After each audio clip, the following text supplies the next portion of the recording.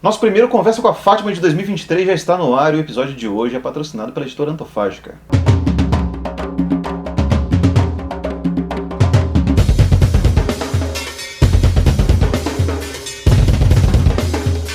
Bem-vindos, galera, ao nosso primeiro Conversa com a Fátima de 2023. Lucas Lazarete está aqui do meu lado. Como é que você está, Lucas? Tudo bem? Estou bem. Maravilha. Hoje estamos aqui, a pedido da editora Antofágica, para falar sobre essa preciosidade aqui, Viagem ao Redor do Meu Quarto, do Xavier de Mestre. Como é que fala? De Mestre. Como é que fala o nome desse cara? É isso daí. É Xavier, né? É, Xavierzinho. Professor Xavier de Mestre. Então, cara, esse livro aqui, que é um clássico, que a gente já tinha um contato com ele, né? Eu pelo menos já tive um contato com ele na época da minha graduação, você também já tinha lido, né?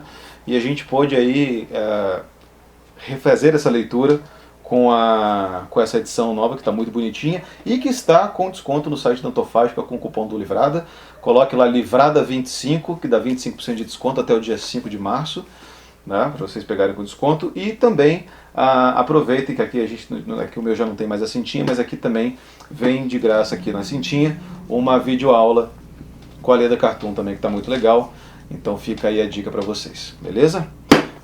Vamos lá, cara. Esse livro aqui fala sobre um cara que estava realmente viajando ao redor do quarto dele. É basicamente o que o título explica, né? Enfim, não é sobre serpentes a bordo, não, né? Enfim, é justamente isso. O Xavier de Mestre, que é o irmão do Joseph de Mestre lá, né? Que é um dos grandes... engraçado, né? Esses negócios, a França escreve em família, né? O Dumas, o Mestre, né? Os irmãos Goncourt, esse eu acho do caralho. Os irmãos Goncourt. Os caras são... Que, inclusive, eles escreveram inspirado nesse livro, que é um livro de viagem, não sei o que. Tem um livro dos irmãos Goncourt que é sobre isso. Você deve ser legal de você ter um irmão que faz a mesma coisa que você, né? Que você fala assim, cara, tipo os Taviani lá que fizeram o Pai Patrão lá, você, caraca, são os Taviani chegando, não sei o que. Salvo que você seja tipo os irmãos Goytisolo, assim, que são 3 gênios e aí tem rixa, tá ligado? Ou os irmãos Batista da JBS também. Também. Escreve muito. Why not? Enfim, esse cara aqui, né, então, o Xavier, ele estava em Turim na época, né, isso aqui a gente está falando de finalzinho do século XVIII. 1793, não é? Acho que 4 ou 3. 4 supostamente seria publicado em 94, mas na verdade é 95 que ele sai. Então é 93 que ele está. Maravilha. Escreve.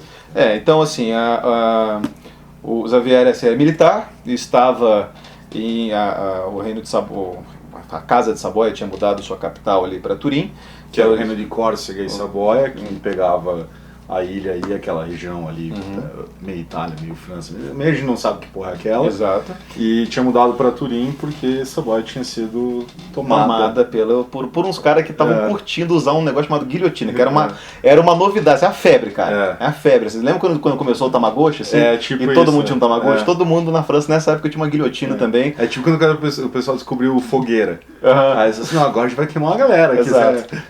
Bruxa! Essas tecnologias novas, assim, a galera curte essas paradas assim, né? Tem um documentário bem bom sobre isso, né? Que é o Cálice Sagrado. Deixa eu ver aqui o documentário. O documentário, o Cálice Sagrado, é incrível. É incrível. É muito informativo, inclusive. É bom. Né? E aí ele tava lá, garotão, né? 20 e pouquinhos, 27, 25 anos, eu acho. Uma coisa assim. Muito novão de tudo, assim. E fazendo o que, né? Novão militar faz melhor, que é arrumar confusão, né? Bosta, né? E bosta, fazer bosta. Bosta é um negócio. E aí participou de 2 duelos, e aí no segundo ele matou o sujeito. Ele não conta isso no livro, tá? Esse é o contexto da história, mas assim, é muito engraçado, inclusive, que se diga que ele não explora o fato dele ter matado um cara, assim, né? Porque daí seria a história de como eu matei um cara, sei lá, né? Tipo, matei um...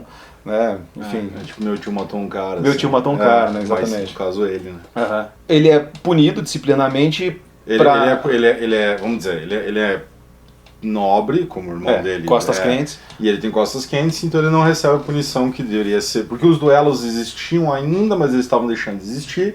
Então era aceito razoavelmente quando era uma questão de honra e tal, que é o que possivelmente aconteceu, porque ele fala de mulher ali e parece uma treta de mulher. Provavelmente é mulher. Uma questão de falda, como se diz. E aí ele pelas costas quentes, ele não vai para a prisão militar, onde ele ia passar bem mais tempo, e é condenado a ficar num quarto fechado por 42 dias com o servo dele e o cachorrinho. Assim. Então é bem coisa de... o cara sei lá, senador, deputado, assim. A França é o país da impunidade, cara. Assim, o juiz, então o cara toma o castigo de ser aposentado ganhando 20 pau por mês. Exato. E aí acontece aqui, ó, então ele tá falando que, ele fala aqui, ó, no entanto, sensato leitor, veja como esses homens, aqui ele tá falando logo no começo, né, do segundo capítulo, meu quarto é verdade, com todo o prazer e as distrações possíveis, mas infelizmente não tinha o poder de sair dele por vontade própria. Creio, inclusive, que sem a intervenção de certas pessoas influentes, ou seja, né, aí tá, que se interessavam por mim. Se interessavam por meu irmão, tá ligado? E para as quais a minha gratidão é infinita, teria tido tempo suficiente para lançar um infolio, né, que é o livrinho pequenininho, assim, né, um gibizinho, exato. Um zine. Tamanho era a disposição em meu favor dos protetores que me faziam viajar no meu quarto. Então a gente sabe que foi o irmão, porque foi o irmão que publicou essa parada depois. Exato. Então foi o irmão que...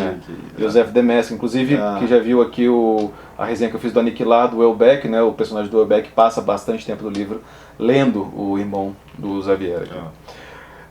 No entanto, sensato leitor, veja como esses homens estavam enganados e acompanhe, se possível, a lógica que apresentarei.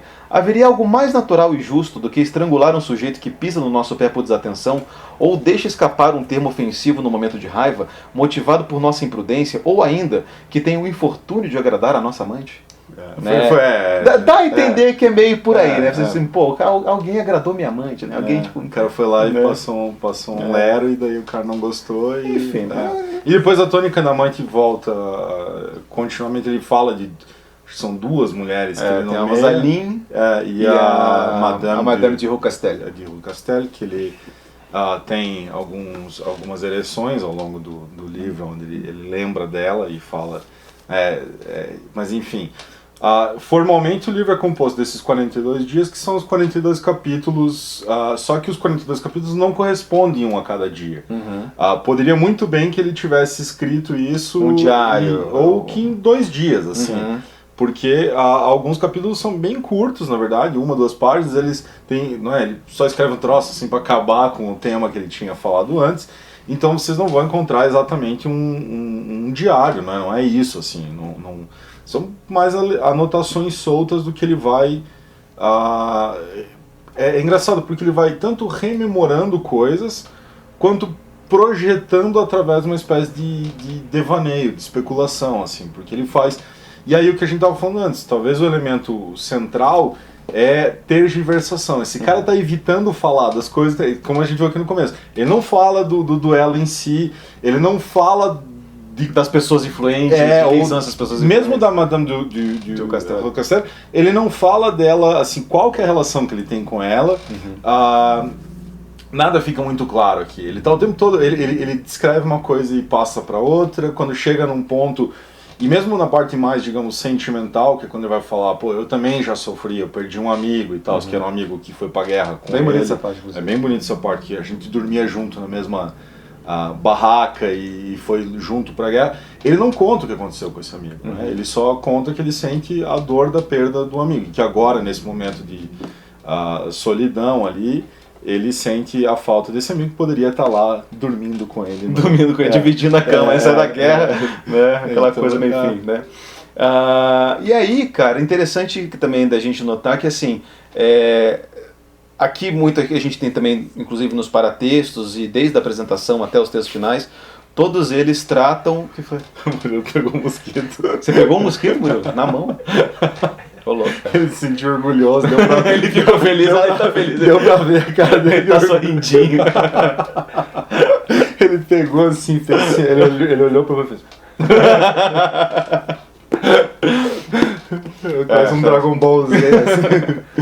Aquele do... Como é que era? Do Trinity, né? Que o Trinity pegava a mosquinha, assim, e botava na tensão superficial, assim, do lago, esperava o peixe vir, dava uma paulada no peixe, pegava o peixe, assim. É uma pena que vocês não puderam ver isso. Enfim, foi massa pra caramba. Parabéns, Murilo. Tamo orgulhosos aí.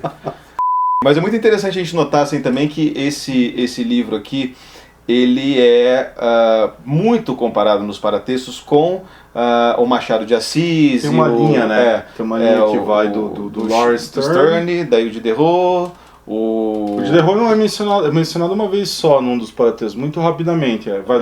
Normalmente é Laura Stern com o Viagem Sentimental, é Sentimental Journey, que não é o personagem, inclusive, se chama Yorick, que é o mesmo do Shakespeare, do Hamlet, né? Do clown, né, do negócio. Estava falando hoje com o Sir Pecker e a gente falou desse detalhe. Um abraço para o Sir Pecker. Um abraço para o Sir Pecker. Não.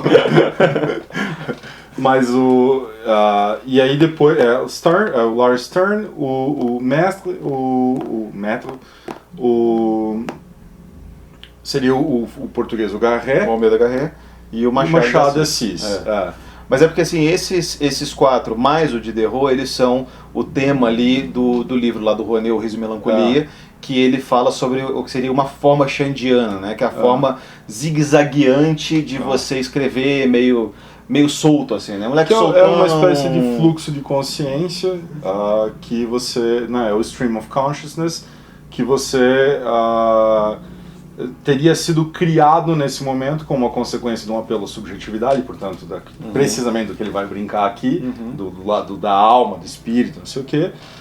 E muito também calcado na moda dos relatos de viagem que estavam rolando na época também, né? O que mistura aqui, né? Exato. Depois desse livro aqui teve a Expedição do Humboldt e antes teve os livros que a gente conhece, que são os clássicos, o Gulliver, o Robinson Crusoe. E tinha outros anteriores, assim, a viagem como é que é? O País Austral, que é de anterior também, foi traduzido pela editora da Unicamp, se não me engano. Mas o primeiro de todos esses, que não é mencionado em nenhum momento, é o do Marco Polo. Quem começa com essa brincadeira são as viagens do Marco Polo, então, que são fantásticas, que são aquela coisa que deve estar mentindo e tal.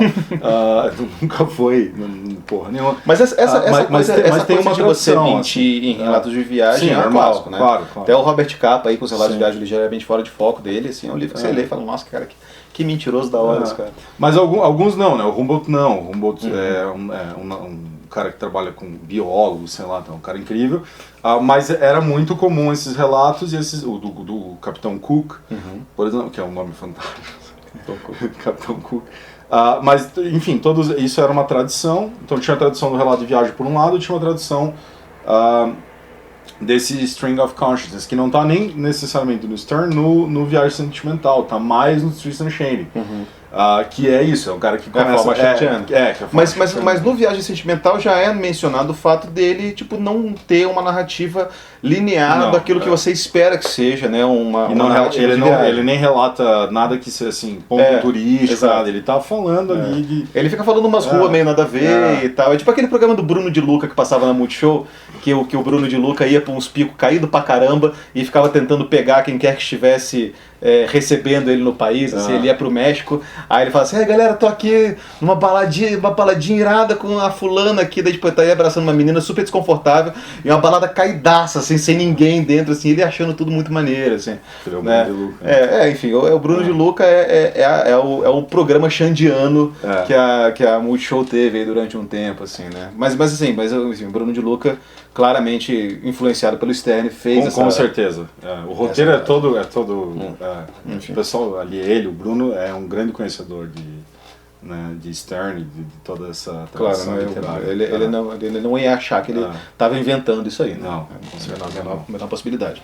E aí a gente tem, cara, esse relato desses 42 dias que são, cara, muito leves, assim, muito tranquilos de ler, muito soltos na forma, assim, né? O cara tá escrevendo de bermuda sem cueca, basicamente é isso, né? Soltaço. Tem um hobbyzinho ali, ele tá... Enfim. Tem uma coisinha ali que ele menciona assim, que é confortável. As minhas roupas de inverno são do tecido mais confortável que existe. O cara não pode ser mais rico e aristocrata que isso. Né? E aí, cara, um livrinho muito pequeno que ele não tem uma temática central a não ser a situação em que ele se encontra, né? O fato dele estar ali e é aquilo que ele resolve criar de absoluta contingência. De realização literária a partir do nada, né? Enfim, criar a literatura a partir das poucas coisas de que ele dispõe para olhar e etc. Tanto que no livro do Almeida Garrel, A Viagem da Minha Terra, né? Que o Sérgio Paulo Rouanet, eu sempre confundo, sempre chamo de Paulo Sérgio, mas é Sérgio Paulo Rouanet.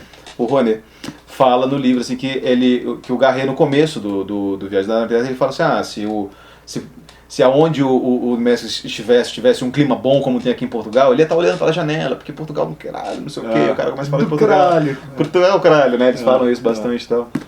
E aí ele compara isso e compara também muito com o estilo que o Machado foi desenvolver lá no Memórias Póstumas, são também capítulos curtos, que também tergiversam e de grid e tergiversam, e tem aquele capítulo dos pontinhos que o Machado também usa ali dos pontinhos, então a galera acaba associando muito disso, mas a gente também tem que falar que existe, né, e você estava falando antes de começar a ouvir, um componente político muito interessante aqui, que é preciso não ignorar nessa hora em que o caminho fácil agora pra gente fazer seria olhar para o Machado, né, para nossa literatura, mas o contexto ali, cara, que o Demésio escreve isso aí naquela época que estava todo mundo sendo guilhotinado e etc. E ele, inclusive, isso aparece, né? Ele fala, se meu pai estivesse vivo, porque o pai dele morreu já, se meu pai estivesse vivo, ele poderia ter sido morto, assim. O cara tem um monte de irmão, ele deve ter conhecido aristocratas, gente e tal, que morreu, não é? Que foi, não é? E o irmão dele é o maior nome da contra-revolução, do movimento contra-revolucionário, conservador e tal. E, como é claro, o próximo salvou o brother, pagou para publicar e tudo mais.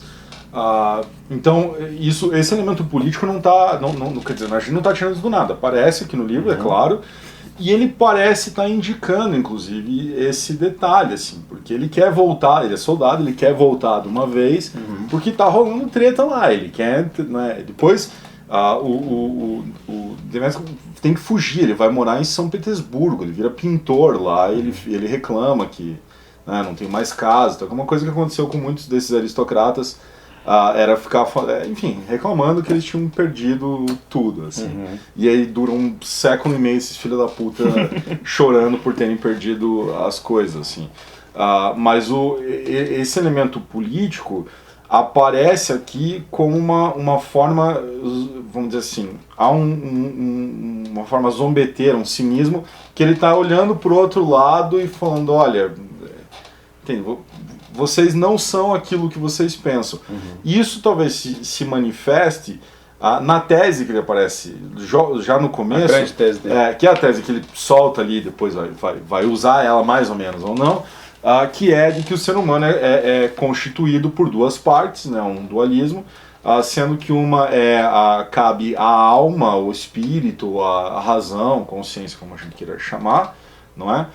E a outra é que ele chama mais, o corpo, não sei o que, ele chama de besta, né? A besta. Ou a outra. Ou a outra.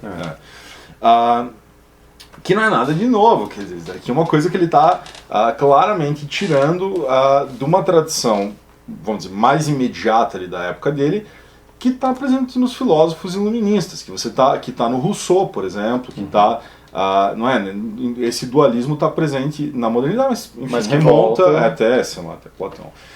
E que coloca de um lado essa besta seria do corpo, e portanto das paixões, e do outro lado a alma, o espírito, a razão. Então a alma seria aquilo que controlaria nós para chegar, né? Todo o apelo dos iluministas, e teríamos que então controlar as nossas paixões. Então, isso aí é até anti-Platão, porque são os estoicos, meio porra. O detalhe aqui é o seguinte, é que ele... Por que ele tergiversa? Porque tudo que ele fez foi a besta que fez, foi a outra que fez. Ele fez merda, ele se meteu em duelo, ele fica lá rememorando as mulheres. Depois, quando ele vai narrar o quarto, ele narra todas as pinturas que ele tem, são várias representações do inferno, da Divina Comédia do Dante, e são bastante fortes, assim. Tem uns Werther também, né? Tem uns Werther também, ele menciona o Werther 2 vezes. Quer dizer, as paixões estão presentes ali o tempo todo, e é como se ele dissesse, olha, veja só, esse é o elemento político, vocês que apelam para a razão, vocês se consideram iluministas e que fizeram a revolução, isso daqui é completamente o controle das paixões, das bestas, vocês não têm iluminismo nenhum, esclarecimento nenhum, isso daqui é a época do terror. Sim, não é? O negócio é guilhotinar as pessoas. Exato, e matar não geral. Não tem nada que faça confluir, assim, né? As pessoas falam assim, a gente pensou muito e a gente decidiu que a melhor coisa seja talvez decapitar todo mundo, né? Assim, quer dizer, eles estavam vivendo uma época de extrema vazão dessas paixões, né, vazão dessas bestas. Ele está lá preso por causa do duelo. Os quadros que ele vê são quadros justamente das consequências ou das antecipações dessas paixões, assim, né? Então, assim, um pouco antes as cenas iniciais do Werther, sim, ou depois as cenas do inferno do Dante, né? E ele está ali dominado por essa besta, e isso acontece inclusive quando ele vai lá, ele briga com o criado dele, ele chega, dá uma no meio do criado, assim, daí depois ele para e pensa, não, pô, o criado, pô, tá... né? Ele lembra de quando uma vez ele estava indo para a corte e sem querer ele deixou a alma ir devagar, e aí a besta tomou conta, e quando ele viu, ele estava já na porta da casa da Madame de Castel. Então, isso... Só que, veja só, esse argumento que ele está usando aqui, Yuri, é um argumento que foi utilizado pelos conservadores britânicos e pelo irmão dele contra o terror. Uhum. Quando os conservadores britânicos olham para a Revolução Francesa, eles falam, que merda vocês estão fazendo aí do outro lado do canal, saca? Uhum. Vocês estão se matando, é muito sangue essa parada, está sendo meio exagerado e tal. E o que esses caras olham com suspeita não é? E todos com interesse, obviamente, porque estão com na mão passa de raio-x, né? De perder a cabeça. Vai que a moda pega, né? E pegou em vários lugares, sim, mas o que esses caras estão olhando e falando é exatamente isso. Falando, olha, vocês não têm controle sobre as paixões, isso daí não é política boa, isso daí não é... Entende? Então, o que está aqui no pano de fundo é um argumento conservador, em relação à Revolução Francesa, obviamente, né? Sim. Porque ele está do lado oposto, ele já não está em Saboia, ele está em Turim, porque ele não pode estar em Saboia, onde ele possivelmente seria morto por ser quem ele é, saca? Saindo dali, vai dar um tempo, ele vai ter que ir para São Petersburgo, que não é exatamente um lugar, uma colônia de férias, assim, não é um lugar que o pessoal fala assim, não, vou tirar uma pira em São Petersburgo. Então esse cara, de fato, assim, o elemento político tá por trás e me parece bastante claro. E muitas vezes é esquecido. Acho que a gente não pode perder ele, assim, do que tá aqui.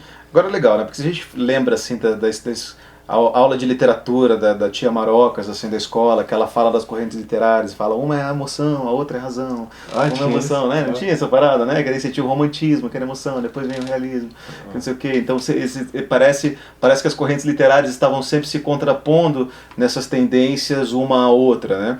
E ele tá ali no meio dessa galera, pronto ali para descambar na literatura do século XIX, que é uma literatura muito racional, mas que também se deixa permear muito tem muito do realismo, né, da literatura do século XIX, e se permeia muito por essas paixões. A gente estava falando aqui antes desses livros, assim, pensar em livro de cara que fica em casa, assim, né? A gente lembrou do Goncharov, do Oblomov e do Huysmans, né, do As Avessas, que são caras que estão ali sem as paixões nenhuma deles, e são caras imóveis, né? São caras que não... Porque muitas vezes eles fazem essa vinculação, como foi feito aqui, e acho que é importante que se faça, inclusive, nos paratextos, a Leda Carton fez, a professora, até um bom texto, deixa eu citar aqui, porque da Verônica Galindes, que é professora lá na França, mencionando isso, falando essa linha que vai, textos que emulam essa viagem, que não é uma viagem. Então, né,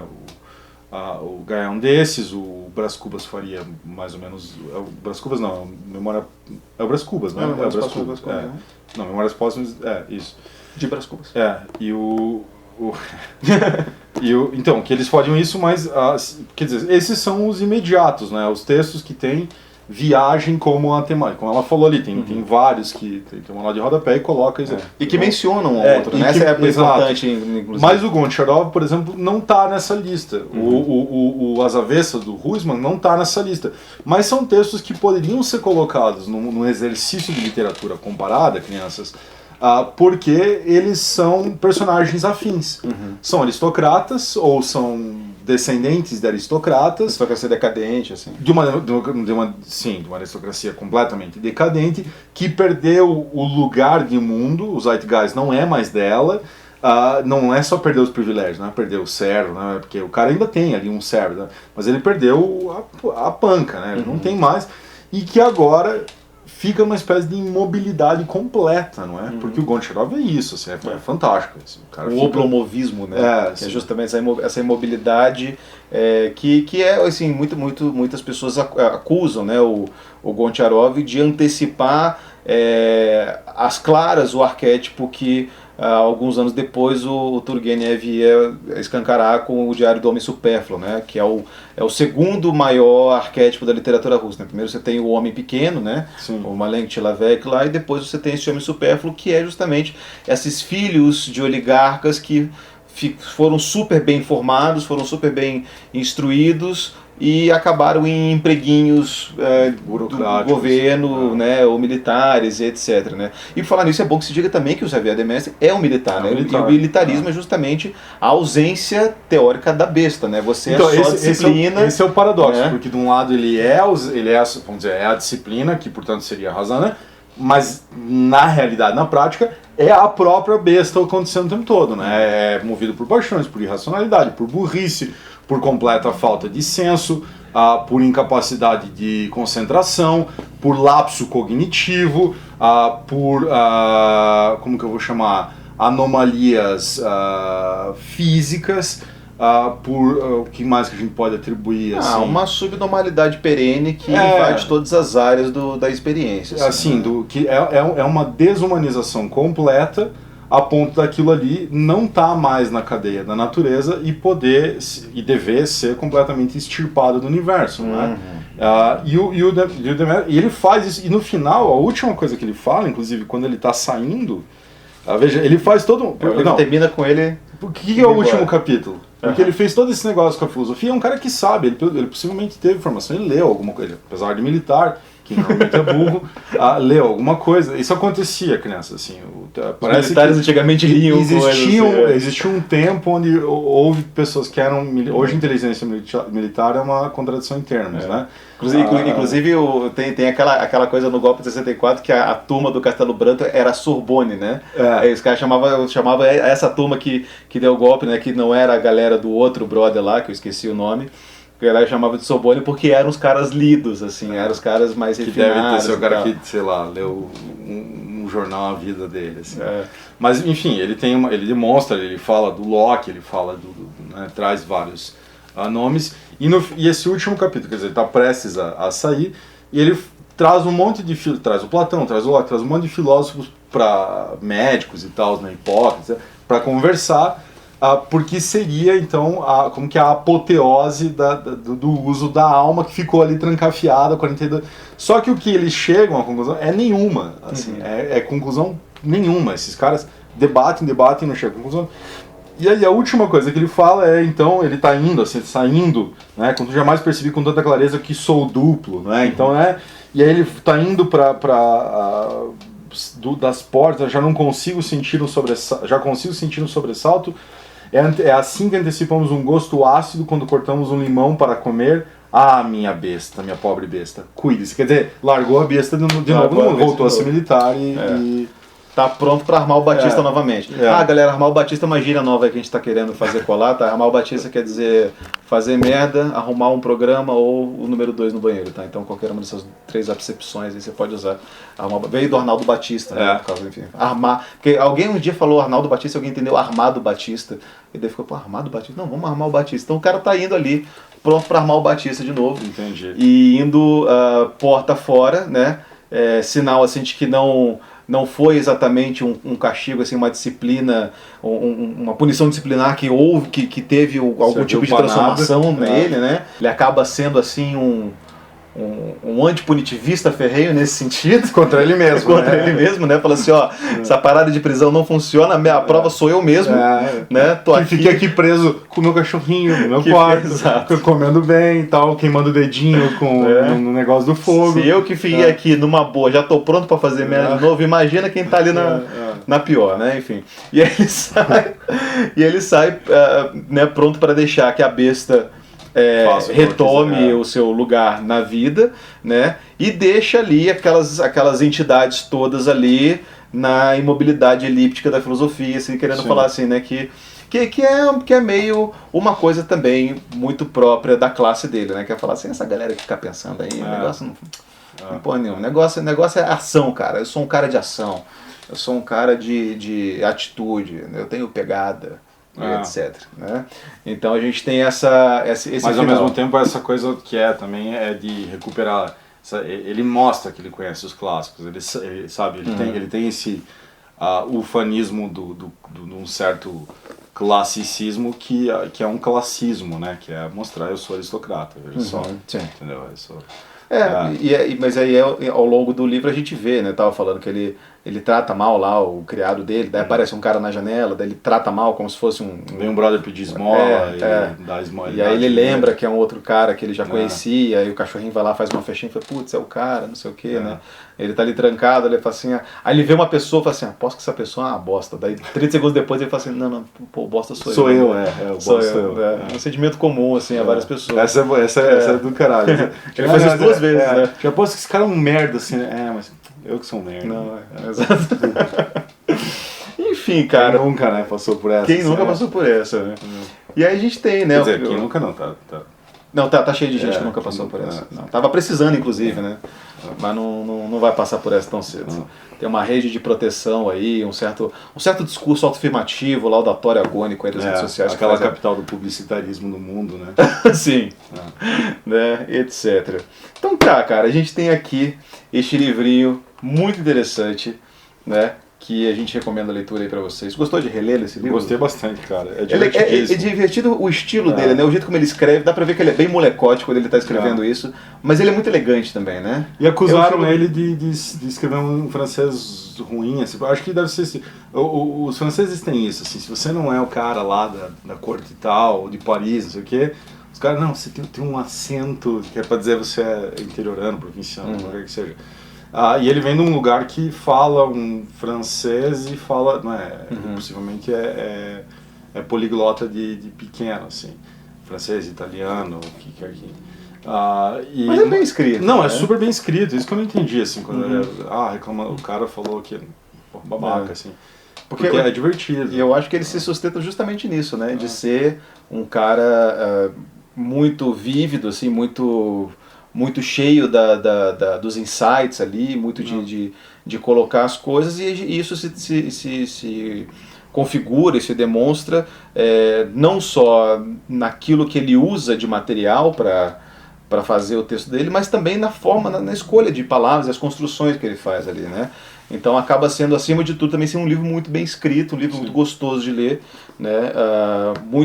Também relativamente moderno, se a gente for parar para pensar em termos estilísticos, assim, o quanto ele está fazendo uma coisa curta, assim, que é o que as pessoas sempre falaram do Machado também, né? Machado sempre foi elogiado por ter um estilo que era muito avant la lettre, assim, dele, né? De cara ser muito modernoso para a época em que ele escrevia e tudo mais, né? Principalmente no Brás Cubas. Né? Então é isso. Para quem não tá ligado, esse aqui foi um dos livros que eu usei para fazer o título do meu livro, cara, que é o A Volta ao Quarto em 180 Dias, quem não leu, lê. Fazer propaganda do meu livro. Posso fazer propaganda do meu livro aqui no vídeo? Posso? Então tá. Que o meu livro, eu peguei a Volta ao Mundo em 80 Dias, do Júlio Verne, e o Viagem à Roda do Meu Quarto, do Xavier de Mestre, e juntei os dois, porque acho que a proposta estava muito parecida ali, daí eu quis homenagear esse livro aqui, que é um livraço que merece ser homenageado sempre. Né? Então tá aí. Bom, maravilha. Se inscreva no canal, dá um joia, assine o Catarse. Sugiram para suas editoras mais Conversa com a Fátima. A gente adora fazer isso aqui, cara. Fale com o seu editor favorito. Fale assim, cara, esses caras aqui fazem uma leitura interessante e merecem a atenção dos senhores, não é não? Lucas, obrigado mais uma vez, cara. Imagina. E ficamos por aqui. Um abraço, galera. Tchau.